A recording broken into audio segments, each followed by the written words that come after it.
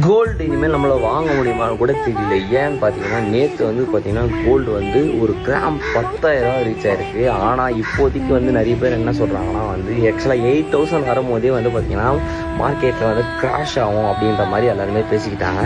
இப்பயும் அதே தான் 10,000 வந்துருக்கு. இப்போதைக்கு நீங்கள் கோல்டில் இன்வெஸ்ட் பண்ணுற மாதிரி, அதாவது நீங்கள் போட்டு ரிட்டர்ன்ஸ் எடுக்கணும்னு நினச்சிங்கன்னா it's for not a right time for that. Because gold வந்து கண்டிப்பாக கிராஷ் ஆகும். ஏன்னா வந்து இப்போ வந்து கோல்டு இருக்கிறதுலே ஆல் டைம் பீக்கில் இருக்குது, டாப்பில் இருக்குது. இப்படி போய் வெயிட் பண்ணிங்கன்னா ஒரு 40% கிராஸ் ஆச்சுன்னா சோடி முடிஞ்சிச்சு. ஸோ தயவுசெய்து இப்போதைக்கு கோல்டு பை பண்ணாதீங்க.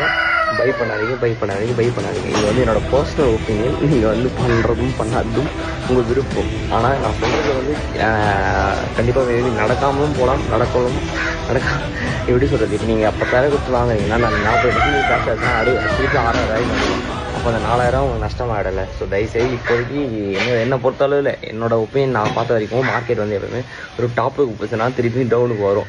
டவுனுக்கு வரும்போது வாங்கிக்கோங்க, தப்பு கிடையாது. நன்றி, வணக்கம், டாடா, பை.